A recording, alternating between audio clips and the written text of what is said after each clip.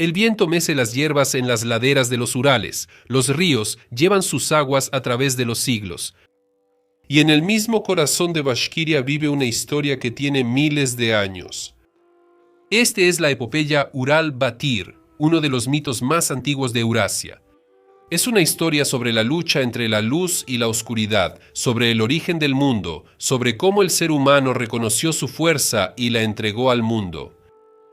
Estás en el canal Amazing History y hoy vamos a emprender un viaje por la leyenda bashkira más antigua. Apóyanos con un like, una suscripción y un comentario. Eso nos da fuerzas, como el agua viva de Ural-Batir. Entonces, ¿vamos?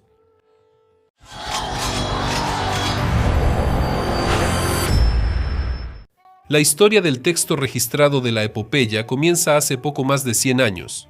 En 1910, el maestro, folclorista e investigador Bashkir Muhammad Shah Burangulov emprendió una expedición folclórica por los pueblos y aules del sur de los Urales. Él no busca simplemente cuentos, busca las raíces olvidadas del pueblo y encuentra a los Sesen, antiguos cantores y narradores que transmiten los mitos de memoria, de una manera casi chamánica, medio cantada. Estas historias iban acompañadas de cantos que, según se creía, curaban el alma y el cuerpo. Burangulov no solo registró la epopeya, dedicó 10 años a su estudio y reconstrucción. En la década de 1920 aparece la primera versión escrita en idioma bashkir de manera ornamental y con el tiempo en ruso. Pero esto no es solo un registro literario, es una antigua cosmogonía que ha sobrevivido siglos en la memoria del pueblo. En la epopeya Ural-Batir escuchamos ecos de los mitos sumerios, como la historia de Gilgamesh, sobre un héroe que va en busca de la inmortalidad y vence a la muerte no con el cuerpo, sino con el espíritu.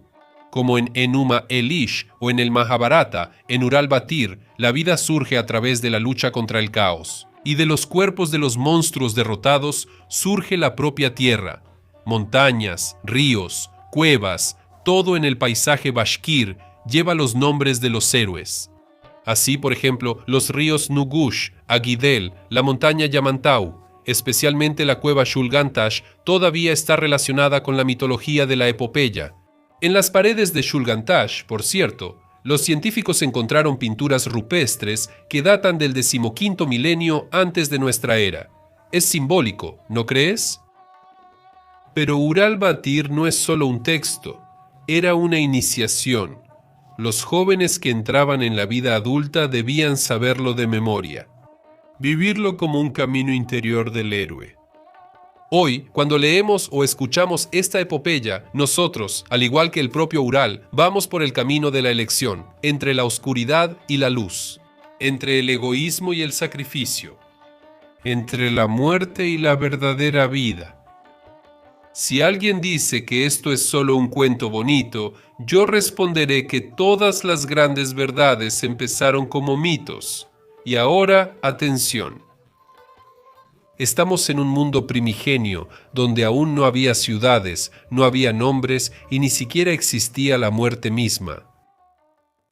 Dicen que en tiempos inmemoriales, cuando la tierra aún no conocía al hombre, entre aguas infinitas, donde no pisaba ni bestia ni ave, existía una sola tierra.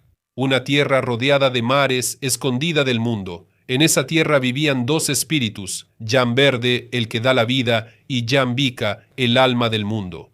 Ellos no conocían la muerte, no sabían del miedo, ellos fueron los primeros, en ellos vivía la propia naturaleza. Tuvieron 2 hijos, el mayor se llamaba Shulgan y el menor Ural.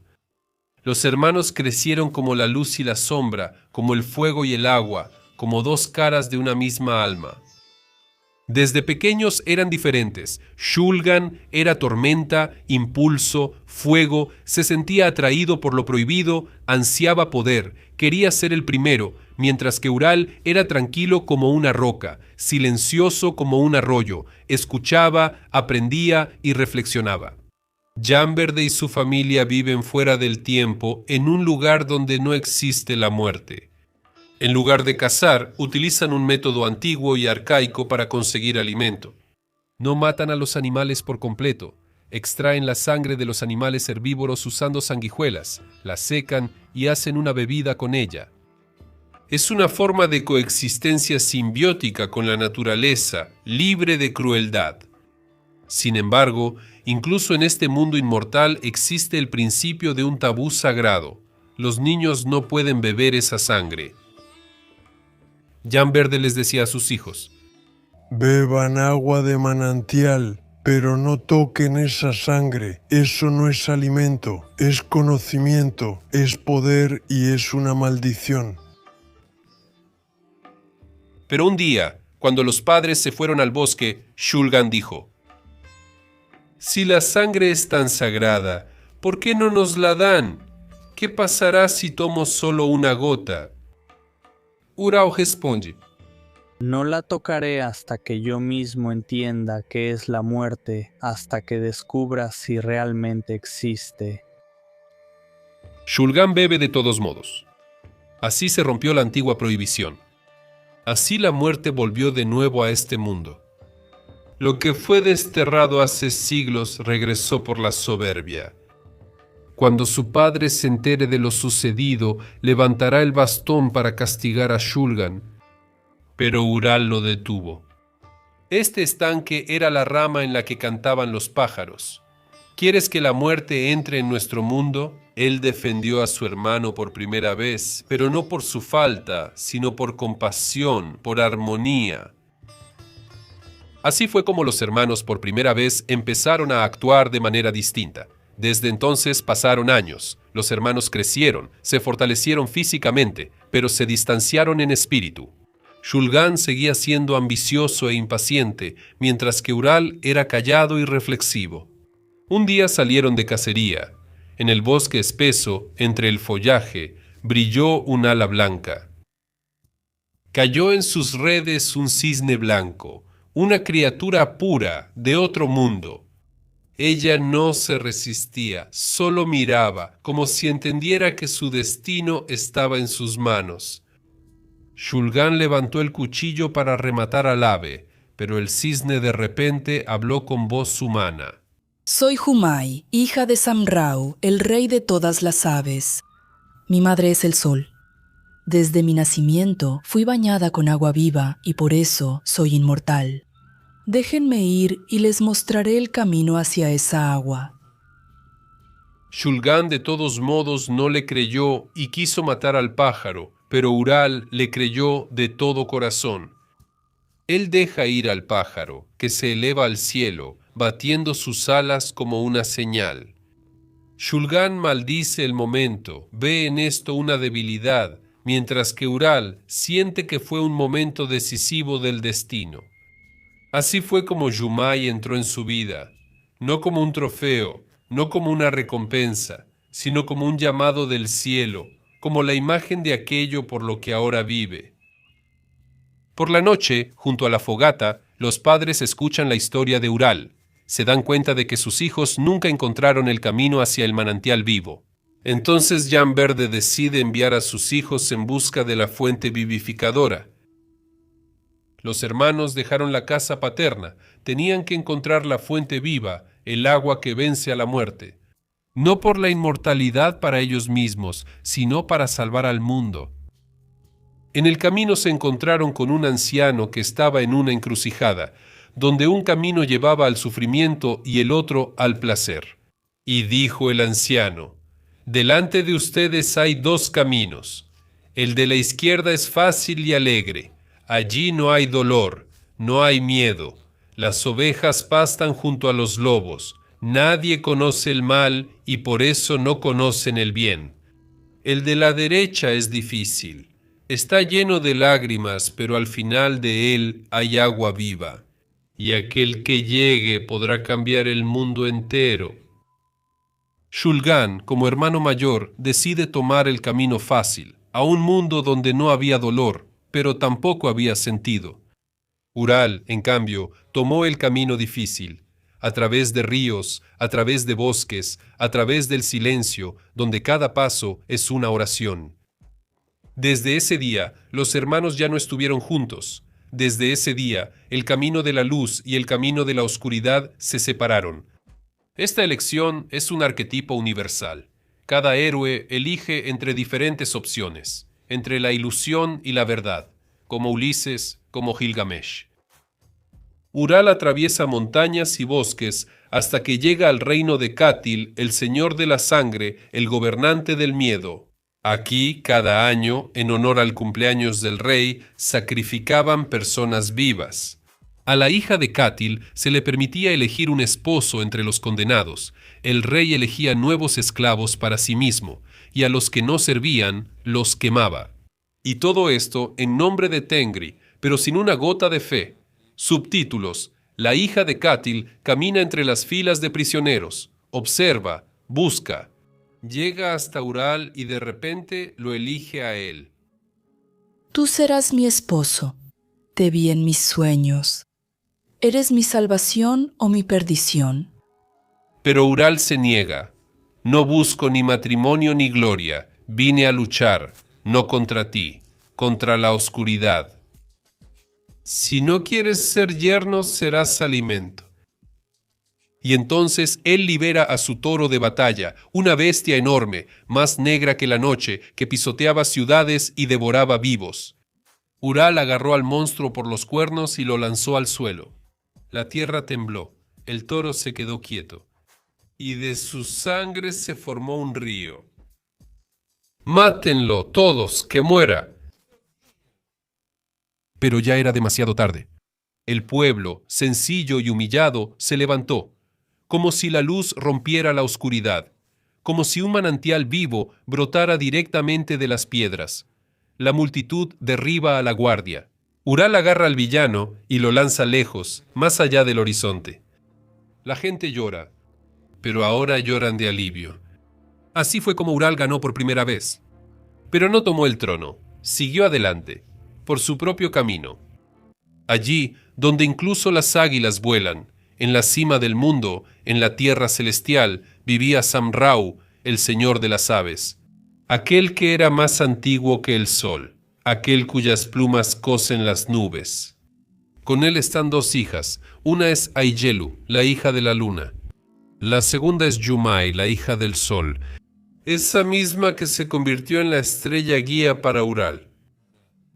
Por fin, Ural llega al palacio de Samrau.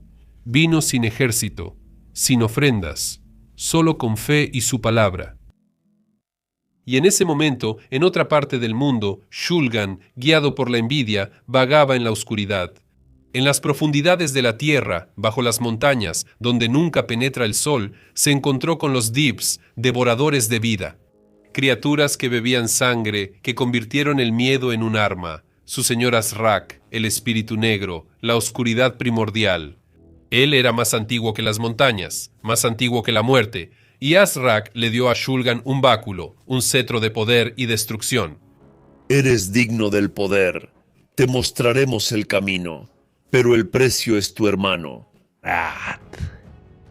Y Shulgan fue tras su hermano, pero no para reconciliarse, sino para competir, y así los dos hermanos se encontraron de nuevo en el reino de Samrau.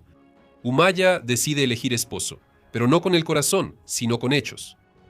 Y para decidir quién de los hermanos es digno, ella les preparó una prueba.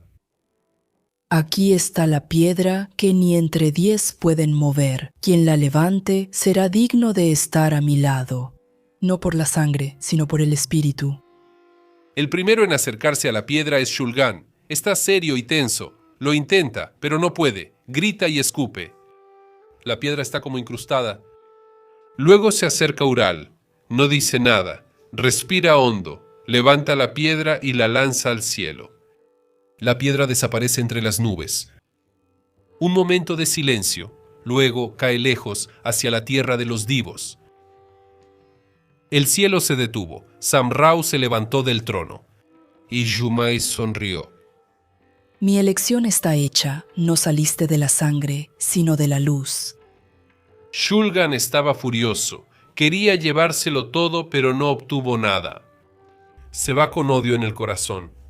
Así, los hermanos se convirtieron en enemigos para siempre. Uno, guardián de la vida, el otro, portador de la muerte.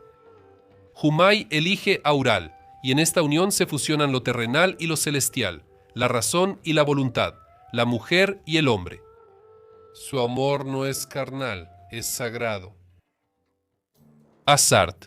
Srak se enteró de la llegada de Ural, del héroe que trae la luz, y levantó su ejército.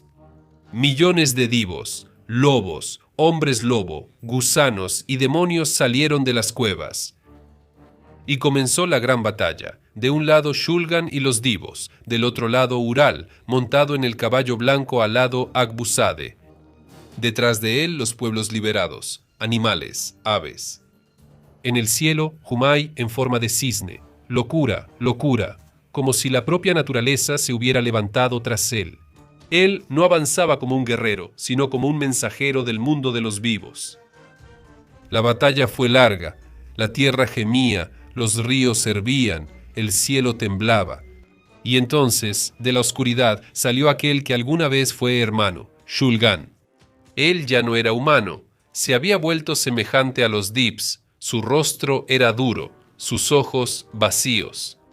Ellos pelean, un combate rápido y brillante. El bastón de Shulgan golpea como una serpiente, la espada de Ural como un rayo. Pero en el último momento, Ural destruye el bastón. Shulgan ha sido derrotado, pero en lugar de dar el golpe final, levanta a su hermano y dice: «Te perdono, pero tu camino no es el mío, te quedarás abajo. Yo voy hacia la luz». Shulgan está llorando. Él se va al exilio, hacia el fondo de la cueva, solo. Así el hermano no se convirtió en enemigo. Así el perdón se convirtió en un escudo.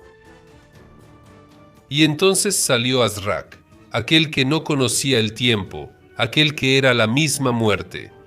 Se enfrentan en un combate mortal. La luz y la oscuridad chocan. Las montañas se desmoronan con el impacto. Azrak era poderoso, pero Ural estaba vivo, no luchaba por sí mismo, luchaba por la hierba, por el agua, por el niño. Finalmente, Ural parte a Azrak en dos, su cuerpo se convierte en una montaña. Cuando cayó Azrak, la sombra se fue de la tierra. Y entonces se abrió el camino hacia el manantial de la vida, ese mismo del que hablaba Humai. Llega la paz. La gente se reúne alrededor del héroe para beber el agua viva y obtener la inmortalidad. Pero Ural tomó una decisión que nadie más había tomado. La tierra por la que caminaba estaba muerta.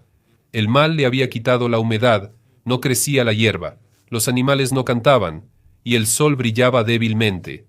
Y lo entendió, la inmortalidad no es para el cuerpo, eso es para la vida que lo rodea. Él toma agua y riega con ella la tierra quemada. La tierra empieza a ponerse verde, las flores florecen, el aire se llena de pájaros, y donde antes había cenizas, apareció la vida. Parecería que es un final feliz para la historia, pero no. No todas las Dibs fueron derrotadas. Algunas se escondieron en el lago Negro, esperaban el momento para regresar, y entonces Ural dio el último paso. Se acerca al lago, donde se escucha un susurro, y los rostros de los Dibs aparecen bajo la superficie. Si los dejo, volverán, y derramarán sangre, pero yo he venido para que la sangre no se derrame más. Se agacha junto al agua y bebe, una y otra vez, hasta que se bebe todo el lago junto con los Dibs, hasta el fondo, hasta la última gota. Y en ese momento su corazón no lo soportó. Él murió, pero no fue por la herida, sino por la luz, que no puede vivir en un solo cuerpo. El cielo se está oscureciendo.